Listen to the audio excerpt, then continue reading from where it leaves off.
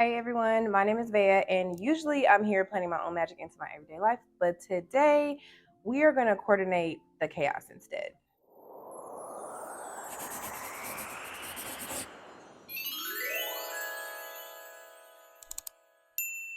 If this is your first time visiting my channel, welcome. Thank you so much for being here. And if this is not your first time and you're a current subby, hey friend, thanks for coming back. I know it's been a minute, and to those of you who are new, I'm gonna just let y'all know it's been a minute. And that's because, like I mentioned in the beginning of this video, I've had a lot of chaos going on. And normally I'm here sharing all of my favorite ways to sticker plan and creatively plan for that magical balance between fun and function, just making memories with my family, trying to plan in some fun time, as well as keeping all of the things together. But lately it just ain't been together, and it's been really hard for me to get it together, and not just as far as doing things, but even just mentally and emotionally feeling like getting it together. So today we're gonna get a little transparent, and I'm gonna share with you guys the ways that I have been coordinating the chaos and planning my way out of several functional freezes. Now, if you've never heard of a functional freeze, that is just where you as a person who probably has, a bit of responsibility. I don't want to put measurements on it because this video is not meant to exclude any demographic of people anywhere, but just having responsibilities that can make you feel overwhelmed to the point that you just kind of look at your to-do list or think about your to-do list and you don't know where to start, so much to the point that you just don't start. You may just go into bed rot or binging or avoiding and evading and just basically just doing anything and everything but all of the things that you probably should do. And again, this is a safe space, no judgment. And for the transparent part, I myself am a recently divorced solo mom, not single, but solo, meaning I'm the head of my household. It's just me and my kiddo. He is 10, going into the 5th grade. I work full time as a middle school registrar, which means that back to school season is comparable to Black Friday sales, like back in the day before all the online shopping. Yeah, that kind of crazy busy. So while managing the balance of being a mom and an employee and someone who has a busy job, I'm also managing the finances of my home, the cleanliness of my home, the organization of my home, the upkeep of my home, along with the upkeep of my own mental and emotional well-being, my kids' mental and emotional well-being, while also trying to plan for fun memories with him and my friends and family. And I don't know about y'all, but for me, it's a lot and it has been difficult. And one thing that I have learned on this journey of divorce, separation, and all of the constant change that comes with that is the days still go on, and I'm very grateful to still be able to wake up every day. My kid wakes up every day. We're healthy, we're content. But yeah, all those responsibilities, they don't care that you're overwhelmed. They're still gonna come at you and they're still gonna be there waiting for you in a pile. When all those things pile up really high for me, it becomes chaos. And that's just what I call it. And it's not a bad thing because as a planner girl, as a paper planner girl, I have learned that chaos can be coordinated. So I got my stationery and my pens and my cute stuff on my desk after I cleaned it. And I wrote down how to get out of that functional freeze and how to get out of that chaos. And I realized that I could break it down in steps so that when this feels like this again, I can just refer back to my little cheat sheet and coordinate the chaos again. And not as a psychiatrist, psychologist, doctor, or an expert in any of the things that I've just been talking about, just as a regular person, I'm gonna share with you because I know there's somebody out there who needs to hear it. Okay, so the first step you are going to take to try to coordinate your own chaos is to identify the chaos. Or to put it another way, identify the triggers. And if this has put you in a place like it put me in, where I was just in a functional freeze, like I'm literally just laying in the bed every chance I get, avoiding everything, laundry's piling up, dishes piling up, messes piling up, tasks being left undone, errands being left unrun, just literally not wanting to do anything, you're going to want to identify your triggers because that tends to be a little bit deeper and more emotional and mental than it is just like a physical, I don't feel like it type of thing. While it's common that those triggers could just be like responsibilities, whatever that looks like for you, you still might want to sit with yourself or maybe chat with a friend or journal to figure out what those triggers are. And I know I said I'm a paper girl and I know everybody is not a paper person, but I'm going to strongly encourage you to make this tangible, this list, because we're going to use this in a minute. For right now, we're just writing it down, but we're going to use it a little bit later on when it's time to actually tackle things. So write it down on a piece of paper, type it in your notes on your phone, type it into an email to yourself, record it on a voice memo, whatever you got to do, whatever floats your boat, you need to have it recorded somewhere. And for my paper people that are already like, okay, she's making a brain dump. Yes, you're right. This is a brain dump. This is a brain dump, a heart dump, a gut dump, whatever it has to be for you. We're getting things out of our mind and onto a piece of paper. And if you've never tried a brain dump before, I strongly encourage you to do it, because you'll be shocked at how much better you feel just writing down all of the things that are bothering you that you like need to get done on a piece of paper. Now, while I keep talking about how I have all the cutesy pens and you might see like my organization and stuff around here, when I started this, my desk was such a mess that I couldn't even see my notepads, and I couldn't even really sit down and use my cute pens to do this. So the first version of my list looked like this. And it's completely okay if yours does too. This is not about making it cute right now. We can do that later for those of you who, feel me on that. But for now, you're just writing it down. It's not important how it looks, you're just writing it down or recording it or typing it. And then after you get your brain dump out, you are going to put it down and walk away from it. Unless it's urgent or immediately essential, put the list down and walk away from it. And you're walking away from it because the next thing that you need to do when it comes to coordinating the chaos, and this step is very, very vital. And I think this is a step that society makes us feel like we don't deserve until we've finished the to-do list, and that is to de-stress and give yourself some form of mental and emotional release from the overwhelmed feelings. Not necessarily from the to-do list, because it's still there, but the feelings of you being overwhelmed and like having a lot to do and not knowing where to start. That's where that functional freeze comes in, where you just don't want to do anything. That's emotional, like I said, in my ever so humble opinion.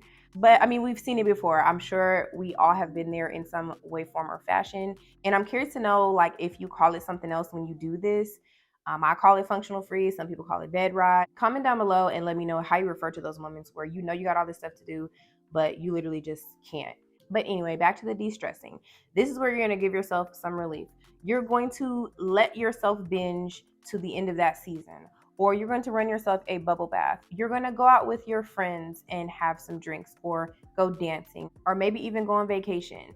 I know that this summer I went on a vacation and it was really strange for me to go, because at the time of all these changes in my life, I just really felt like, what are you doing even going on a vacation? Like, you have all these financial stresses that you need to think about. You have all these things that you need to do alone now that you used to have a partner to do and you have to prepare for. And it just felt like I didn't deserve to go on this trip, and it was the last thing I thought I should be doing. But y'all, when I tell you, I'm so glad that I did not let those thoughts keep me from taking that trip. Not only did I go out of the country for the first time, but I went semi-solo. And if you follow me on Instagram, you saw some of the pictures and everything, and you'll see why I was semi-solo. But that trip was like the reset that I never knew I needed, and not even in like a minor way. I mean a big way. So if traveling is something that is potentially in your near future, then do it. And it may not be like a Caribbean vacation. It might just be a day trip to the beach or turnaround trip to the city. Whatever it needs to be for you, depending on where you are and what your circumstance, whether you're a single person or you're in a family or just you have friends or roommates that you live with, maybe you guys can go do something. But whatever you think would reasonably help you reset. And I'm gonna tell y'all from experience, this is more about giving yourself permission to do it and the way that will help you feel better, rather than the actual thing that you do. Because again, society makes us feel like we're not supposed to be rewarded with rest until we've done all the things. And yeah, that's just not it. It's just not it. And I'm gonna also tell y'all right now, I did a lot of these things. I went on vacation, I vegged out, I binge watched everything that was on my list. I went out with friends and had drinks and shook a little something. I went to the day spa. I had my own spa day at home. Like, I did all of the things because those are the types of resets that I needed. And if you've never thought about what types of resets that you need, you probably want to look into if you're an extrovert or introvert or ambivert, because while people use those words to describe like, oh, I'm just not really into people, or I just like to be alone, it's actually supposed to be more about how you reset yourself in order to do those things. So as an introvert, it's not that you like to be alone all the time. It's actually that you just tend to find yourself to become more refreshed and reset after you've had a long time. And if you're an extrovert, you actually just tended to find yourself more refreshed and reset after you've spent time with the people you care about. And as an ambivert, you might need a little bit of both. And that tends to be me. So I did a little bit of both. And then I went on to the next step of coordinating the chaos, which was to organize it. And yes, I said organize it, organize chaos. And I know that sounds like an oxymoron, but it's not, because Most of the time, when you have a lot of change or a lot of overwhelming things going on for you, it's not so much that it's impossible to do it, it's just that you don't know where to start. And that makes you feel like not starting. So now we're going to make a plan for where to start. And yes, this is the part of the video where things get cutesy and color coded and all of that. So if you want to stop and go grab you some different colored pens or markers or whatever, a cute notepad, or print some type of template off of Pinterest, go ahead and do that, because in the next step, we're going to be taking the list that we made that looks like this, maybe a little ugly or not, depending on your handwriting. Mine is terrible, so my first draft was really bad. But we're gonna be getting that and making it make sense. Okay, so for this step, you're going to want to come up with some sort of system. It could be color coding, it could be categorizing, it could be both. I personally am not a huge color coder, but I definitely use different colors for the categories that I needed for my list. And speaking of color coding and organizing a brain dump, y'all gotta go check out my boo D Christine over at Honey Style and Joy. When I tell you, her brain dump photos on her Instagram and even in her videos are just immaculate. Her handwriting is beautiful, so we can all like secretly hate her for that, because that's what makes them so pretty most of the time. But it's absolutely no shade, because she literally does such a good job and she shares them with us, so we can't be mad because she's not gatekeeping, right? So make sure you check her out for the inspo, for the ideas, and just the thought process behind how you organize a brain dump, because I definitely was heavily inspired by her when it came to this part of me trying to get myself together. And I absolutely went over to her Instagram to see like what her categories looked like. And then I just kind of fed them into my own tasks and things that I needed to do. So when it came to my list, I used a big sheet of paper from my cute little EC notepad. And I will have everything that I use tagged, you guys. I say strongly every time, you do not have to use all this stuff.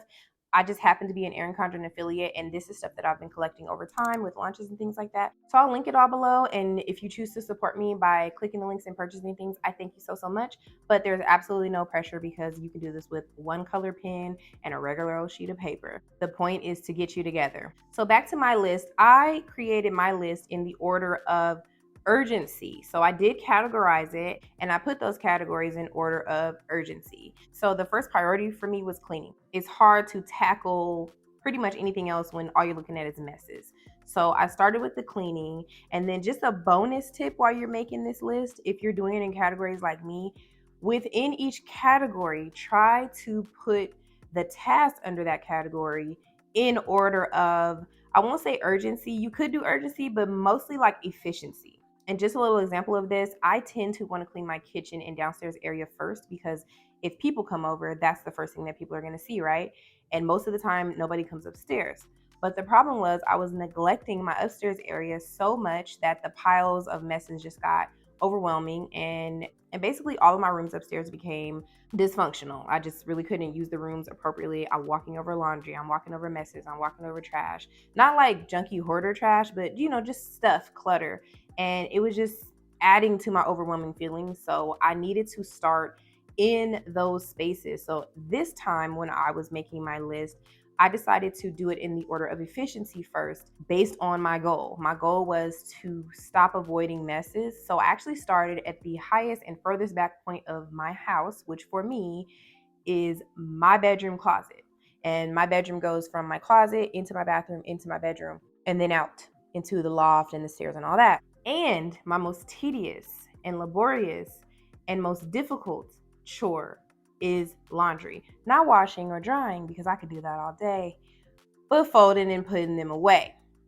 It's a problem. It's a huge problem. And it's a bad habit that I'm trying to get better at. But for the time being, I started with that laundry. So basically, I didn't allow myself to do anything else until I got the laundry put away.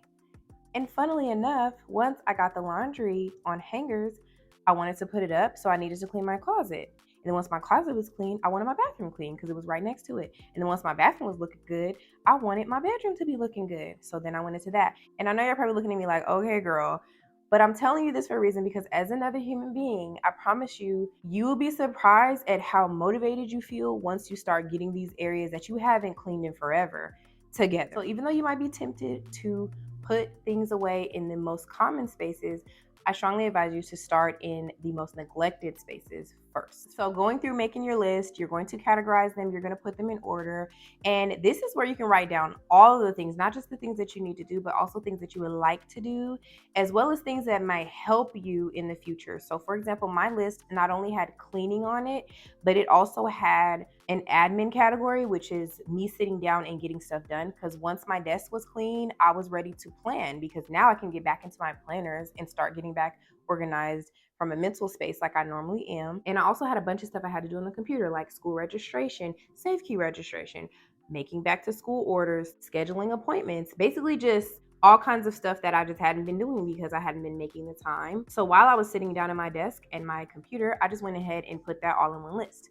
And then I had some home projects that I knew would help me stay clean and organized in the future, like a shoe cabinet to keep the shoes from cluttering at the front door, and purging old toys, clothes, and shoes to get all of the extra laundry that doesn't need to be folded and put away out of the house and into the garage, and maybe even planning for a yard sale in the near future so that I can just get a lot of the clutter out of our spaces that needed to be functional. I also had a back to school section because in my house, being an employee at a school as well as a mom of a school age child, back to school might as well be a holiday.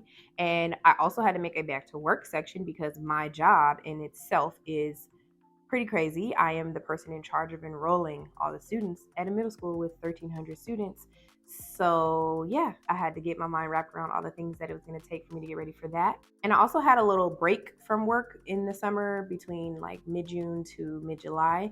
So, the back to work section really helped me get myself mentally ready for being at work again and getting organized and not letting things pile up on me. And then I just had a miscellaneous section for random things like errands, returns, and tasks that were going to help me in and officially getting through some of the other areas of my list, like taking inventory of, food and our hygiene items, household items, and things like that. So that was my list in order of efficiency as well as urgency and categorize. Now, here comes the hard part for some of you, because if you're like me, it is really, really, really hard for you to ask for help, especially when it comes to home related things, because you feel like it's my house, it's my mess, it's my stuff. Why would I ask anybody else to help me with my responsibilities? You may feel the same way about your children or your pets. And I just feel like as we get older, like into our 30s, and all of our friends have kids too, it's like, how am I going to ask that person for help when they got their own stuff going on? And I am here to tell you, please ask for help and delegate the things that you can delegate. And not just delegate, cross some things off of your list. I will say, I mentioned the yard sale, and originally that was something that I wanted to have done at the start of the summer before we went back to school. But I knew that that was becoming more and more unrealistic the more times I was sinking into functional freezes. And that was making me feel so guilty that when I sat down and made this list, I just crossed it off. That's why you heard me say a yard sale in the near future, maybe, because not having a yard sale right now is not going to kill me. So if there's things on your list that you can let go of, cross them off completely. Or if they do need to get done, delegate them to someone or ask someone to come help and get out of your own way. My best friend called me not too long ago to ask me to come help her get her pantry together.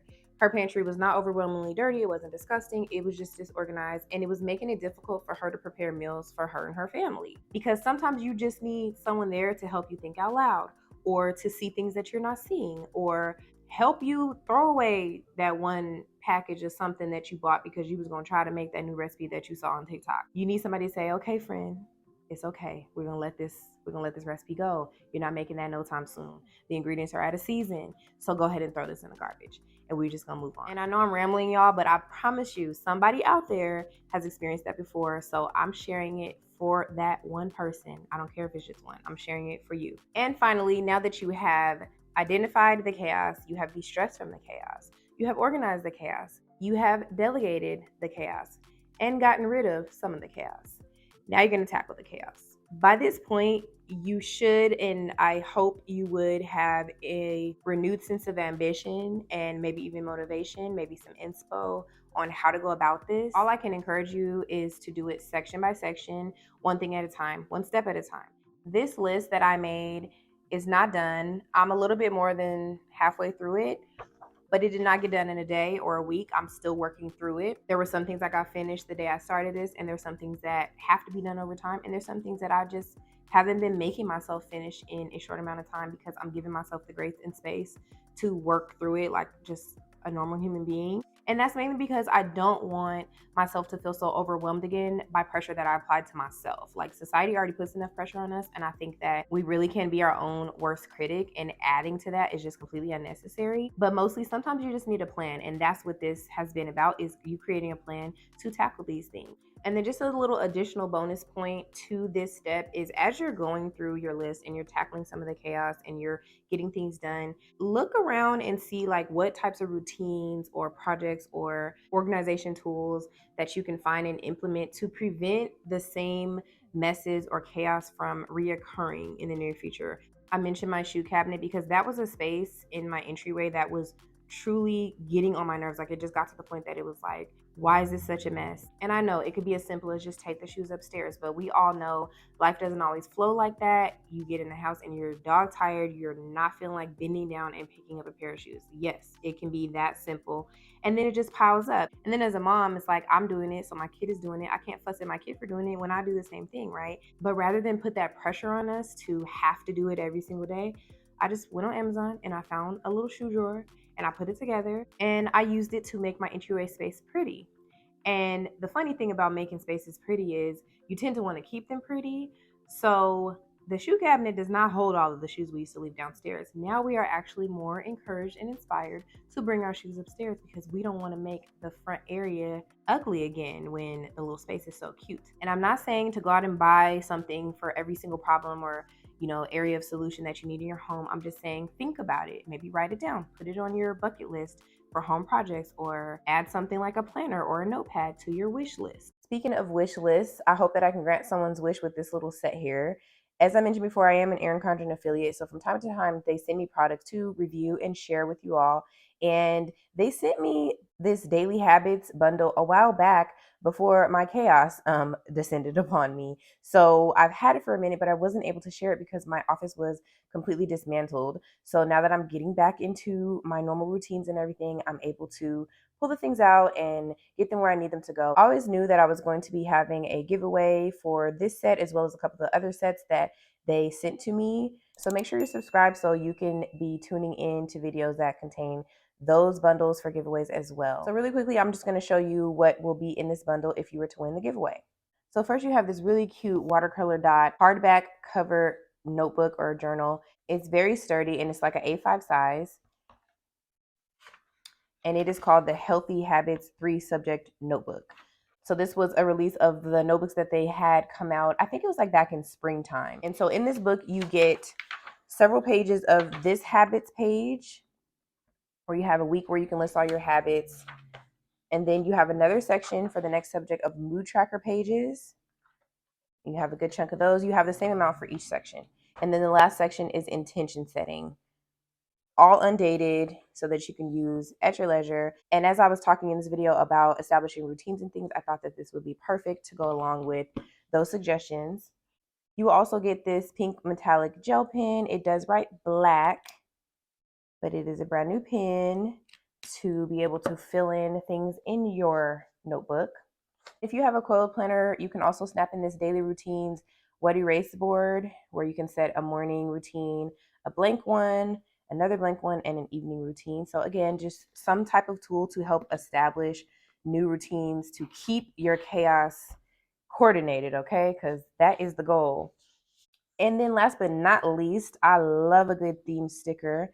And these stickers are so cute and appropriate to go with this notebook. They did come with it. So you get some like transparent and foiled stickers, and you get the like functional doodle stickers, as well as some habit tracking stickers and icons for unplugging and just a little heart.